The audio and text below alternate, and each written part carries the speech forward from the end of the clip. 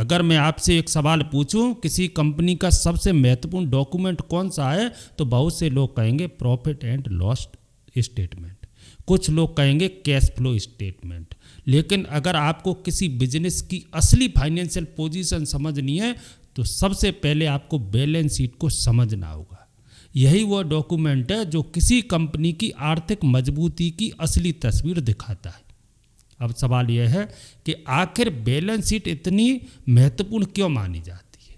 मान लीजिए दो कंपनियों का रेवेन्यू लगभग बराबर है, दोनों अच्छा प्रॉफिट भी कमा रही हैं, ऊपर से देखने पर दोनों एक जैसी दिखाई देती हैं, लेकिन जैसे ही आप उनकी बैलेंस शीट देखते हैं तस्वीर पूरी तरह बदल जाती है।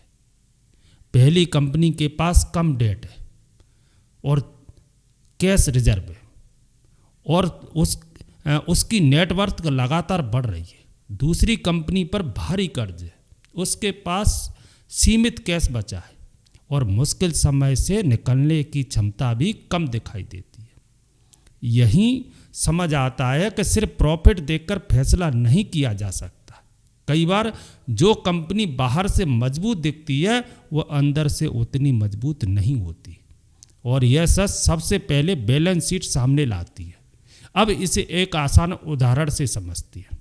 मान लीजिए आप किसी व्यक्ति की आर्थिक स्थिति जानना चाहते हैं।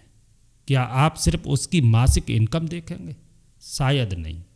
आप यह भी जानना चाहेंगे उसके पास कितनी सेविंग्स हैं, कितनी प्रॉपर्टी है, उस पर कितना लोन है, और अगर उसकी इनकम कुछ समय के लिए बंद हो जाए तो वह कितने समय तक अपने खर्च चला सकता है।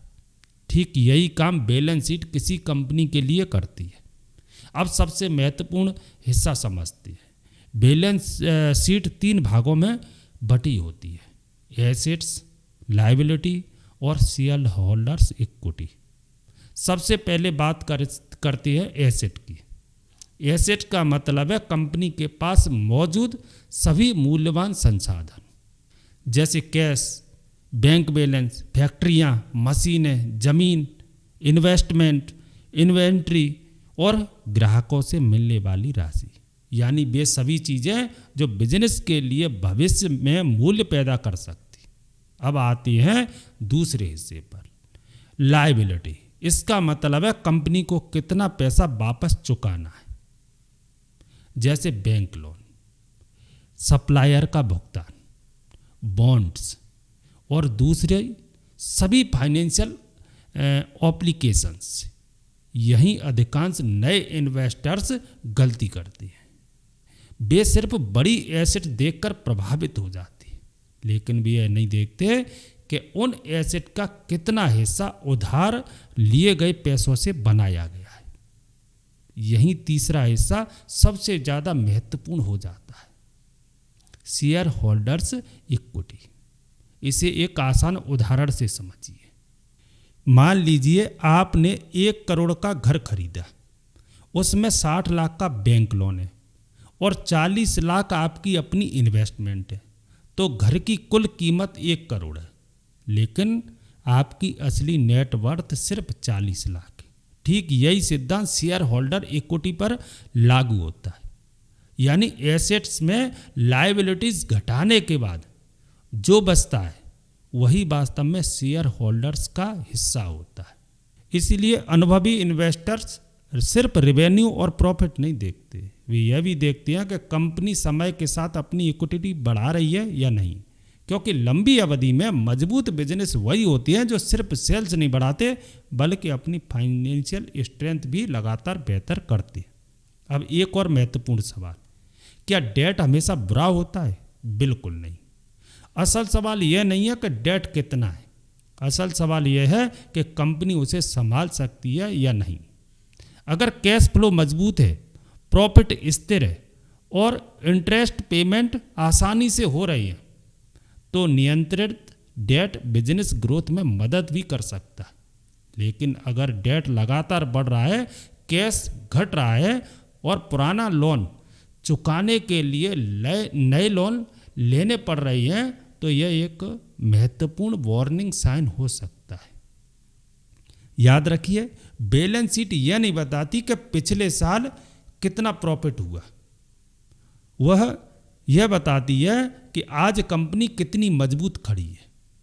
यही कारण है कि दुनिया के कई सफल इन्वेस्टर सबसे पहले बैलेंस शीट देखते हैं, क्योंकि वे जानते हैं कि एक मजबूत बैलेंस शीट कठिन समय में भी बिजनेस को संभाल सकती है, जबकि कमजोर बैलेंस शीट अच्छे बिजनेस के लिए भी चुनौती बन सकती है।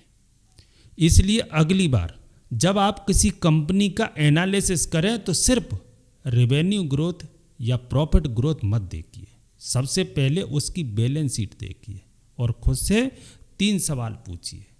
कंपनी के पास क्या है, कंपनी पर कितना डेट है और वास्तव में शेयर होल्डर्स का हिस्सा कितना है। अगर आपने इन तीनों सवालों के जवाब समझना सीख लिया तो आप सिर्फ नंबर्स नहीं पढ़ेंगे, आप किसी बिजनेस की असली फाइनेंशियल स्ट्रेंथ समझने लगेंगे। और याद रखिए, सफल इन्वेस्टर सिर्फ कंपनी में इन्वेस्ट नहीं करते, वे ऐसे बिजनेस चुनने की कोशिश करते हैं जिनकी बैलेंस शीट समय के साथ और अधिक मजबूत होती जा रही हो। यह वीडियो केवल शैक्षणिक उद्देश्य के लिए बनाया गया है। इसमें दी गई जानकारी निवेश सलाह नहीं है। किसी भी निवेश या निर्णय लेने से पहले स्वयं रिसर्च करें या योग्य वित्तीय सलाहकार से परामर्श लें।